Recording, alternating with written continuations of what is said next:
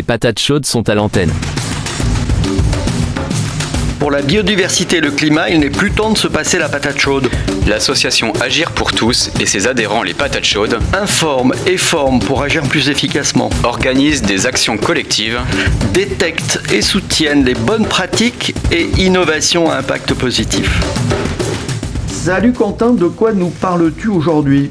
Salut Pierre-Emmanuel, retour à Valence comme annoncé lors de notre dernière chronique. Nous sommes le 3 novembre, quelques jours après les inondations tragiques qui ont fait 226 morts. Le couple royal est à Paiporta, une commune au sud-ouest de Valence, considérée comme l'épicentre de la tragédie. Le roi et la reine sont vivement interpellés par les sinistrés, tout comme d'ailleurs le président du gouvernement Pedro Sánchez également présent. Les sinistrés qui ne peuvent contenir leur colère, une scène particulièrement marquante, largement reprise par les médias. Lors de la précédente chronique, nous avons abordé l'événement météorologique et ses caractéristiques tout à fait exceptionnelles. C'est ce que l'on appelle l'aléa en géographie. Il en fallait une autre pour évoquer les notions d'enjeu et de vulnérabilité. La combinaison de l'aléa, des enjeux et des vulnérabilités définit ce que l'on appelle le risque. Sur la question des enjeux, il était malheureusement prévisible qu'un événement pluvieux d'une telle intensité allait se traduire par des bilans humains et économiques particulièrement lourds. En effet, Valence est la troisième ville espagnole la plus peuplée avec près de 800 000 habitants, près de 2 millions d'habitants dans l'aire métropolitaine. Elle concentre les activités économiques, de l'agriculture bien sûr, mais aussi de nombreuses industries, ainsi que de nombreuses infrastructures de transport. Elles ont été lourdement impactées par les inondations du 29 octobre dernier. Alors, peux-tu nous parler de la vulnérabilité ou plutôt des vulnérabilités ? Mais oui, il est plus juste en fait de parler d'un ensemble d'une vulnérabilité et pas d'une vulnérabilité en fait au sens général du terme. Tout d'abord, il y a un système de vulnérabilité lié à la configuration physique et à l'aménagement du territoire. Comme de nombreuses villes méditerranéennes, Valence se trouve entre une barrière de relief et la mer. La ville est donc vulnérable aux crues éclairs des cours d'eau qui dévalent les fortes pentes et provoquent des inondations potentiellement catastrophiques au sein d'espaces concernés depuis plusieurs décennies par une urbanisation et une périurbanisation en forte croissance. Le temps qui s'écoule entre les fortes précipitations et les inondations est donc très court et nécessite une réactivité à toute épreuve de la part de la population concernée, mais aussi de la part des autorités compétentes. Malheureusement, des dysfonctionnements majeurs ont été observés et ces derniers ont renforcé le niveau de vulnérabilité de la population. Peux-tu nous en dire plus ? Oui, bien sûr. Si les services météorologiques espagnols ont bien prévu la situation, avec une vigilance rouge lancée dans la matinée, c'est le niveau de vigilance maximal, comme en France, les messages d'alerte à la population ont été reçus que très tardivement, près de 2 heures après le début des crues éclairs, ce qui est très préjudiciable tant le temps est compté dans ce type de situation. Ce retard explique sans doute que de nombreux véhicules se trouvaient encore en circulation dans les rues de Valence et des communes périphériques au moment où les eaux ont commencé à se déverser. Il était alors trop tard. Par ailleurs, la responsabilité du président de la communauté de Valence, Carlos Mazón, est pointée du doigt et, il faut bien le dire, à juste titre. Selon le site Géoconfluence, il a en effet temporiser sa demande de soutien à l'État central, le même État central qui a également failli dans la mesure où l'activation de l'unité militaire d'urgence, qui dépend du ministère de la Défense, a été elle aussi très tardive après le début de la catastrophe. C'est donc à tous les niveaux que les dysfonctionnements ont été observés et ces derniers appellent à une sérieuse remise en question, de surcroît dans le contexte du changement climatique. Cependant, on ne peut pas exclure qu'une partie de la population n'ait pas pris le niveau de vigilance météorologique suffisamment au sérieux. Ça arrive aussi en France. Certes, le cœur de Valence a reçu très peu de précipitations en comparaison de l'incroyable déluge plus au sud et à l'ouest de la ville, et il est déroutant de voir des lames d'eau arriver dans des zones où il a très peu plu. Mais ces situations sont courantes en milieu méditerranéen et doivent être intégrées dans une véritable culture du risque. De graves négligences et c'est la population qui, une fois encore, en paye le prix. Et oui, malheureusement. Pierre-Emmanuel, peux-tu nous parler des actions d'Agir pour tous ? Oui, avec plaisir. Alors, l'action récente la plus spectaculaire, c'est le succès de notre première soirée de la biodiversité en région parisienne, le 19 novembre. Conçu au départ avec le cinéma C2L de Saint-Germain-en-Laye, c'est finalement le groupe UGC qui en est devenu le partenaire. Nous avons fait quasiment le plein d'une salle de 160 personnes avec le film L'Océan vu du cœur et l'invitation de Sea Shepherd France pour animer les débats avec nous. Prochain rendez-vous en mars pour confirmer ce succès. Le 12 décembre à Bain-de-Bretagne, nous projetons l'excellent film de Marie-Monique Robin, Vive les microbes, qui nous interpelle sur le sujet suivant. Les microbes sont-ils nécessairement nos ennemis ? Cause de redoutables maladies, nous voudrions les éliminer par tous les moyens. Et pourtant, dans ce nouveau film, Marie-Monique Robin nous plonge dans l'univers de ces mal-aimés de la biodiversité, dont 99% sont indispensables à la vie.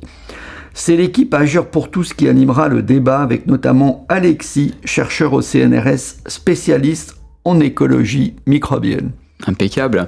Et quelles sont les nouvelles sur les balades et ateliers nature ? Alors le programme s'allège un peu avec l'hiver, mais voici en rappel quelques rendez-vous de décembre. Donc mercredi 11 décembre de 14h30 à 17h30. Vous avez rendez-vous avec Isabelle au Jardin des Merveilles au Châtelier pour vous initier à la vannerie sauvage.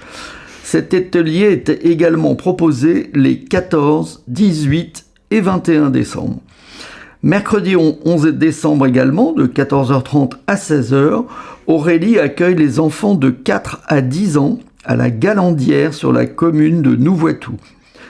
Samedi 21 décembre, de 9h à 11h, Valentin vous propose une matinée d'observation des oiseaux hivernants au domaine de Careil. Et enfin, samedi 28 décembre, de 14h30 à 17h30, vous avez rendez-vous avec Isabelle et Aurélie au Jardin des Merveilles au Châtelier pour une pause nature en famille proposée aux adultes et enfants à partir de 4 ans. Un programme bien complet malgré l'allègement finalement. Oui, finalement. Et quelles sont les nouvelles du projet Mobilité pour tous ? Alors nous sommes à fond, clairement, sur le développement du site, tu le sais, et la collecte de toutes les informations qui vont y figurer. Dans ce cadre, nous avons effectué une première interview auprès du responsable de la concession Exam de Bain-de-Bretagne, qui propose en fait des petits véhicules sans permis de faible poids, certains électriques, pouvant représenter une solution pour la mobilité de demain. Écoutons-le.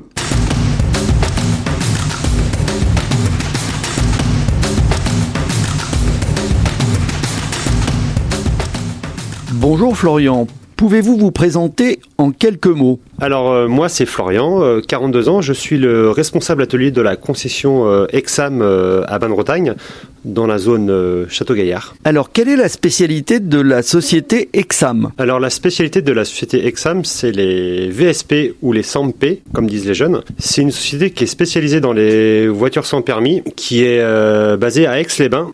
C'est une société française et qui construit des véhicules totalement français, car toutes les usines de fabrication de pièces Exam sont faites à Aix-les-Bains, sauf pour la motorisation en diesel, qui est de marque Kubota, un moteur japonais. En quoi l'offre d'Exam peut-elle diminuer l'impact carbone de la mobilité quotidienne ? Alors déjà, c'est des voitures qui sont beaucoup plus légères. Pour les véhicules diesel, niveau consommation et niveau rejet de CO2 faible, niveau consommation pour un véhicule diesel, il faut compter entre 2,5 litres et 3,1 litres au 100 km. Et pour les véhicules électriques, la recharge est de 2h30 à 3h30 selon la puissance de la batterie et l'autonomie de 80 à 110 km selon la puissance de la batterie. Alors, en quoi Exam contribue à l'accès à la mobilité ? Déjà, à partir de 14 ans, on peut conduire une voiture sans permis avec le permis AM. On passe en auto-école. C'est une formation de 8 heures. Pour les gens qui n'ont pas les moyens de passer le permis de conduire, alors les personnes qui ont perdu leur permis de conduire ont possibilité de conduire une voiture sans permis. Après, cela dépend de leur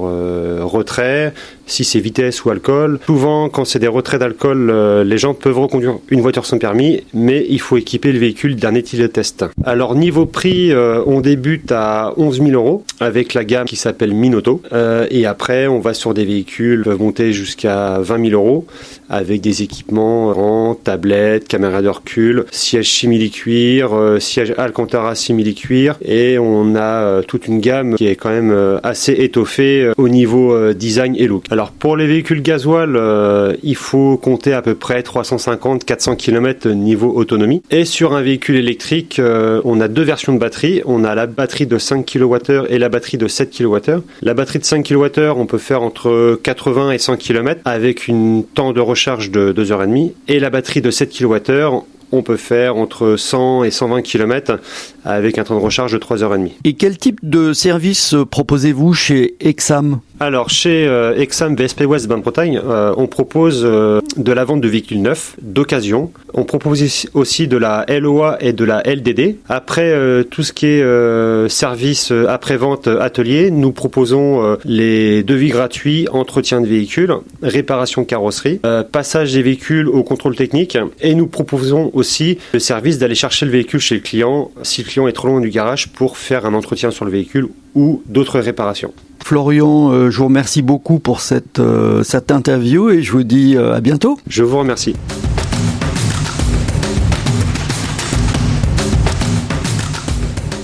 Nous allons effectuer d'autres interviews auprès d'acteurs de la mobilité dans les semaines à venir et compléter par des contacts avec ceux qui vivent la mobilité tous les jours sur le territoire des Vallons de Vilaine.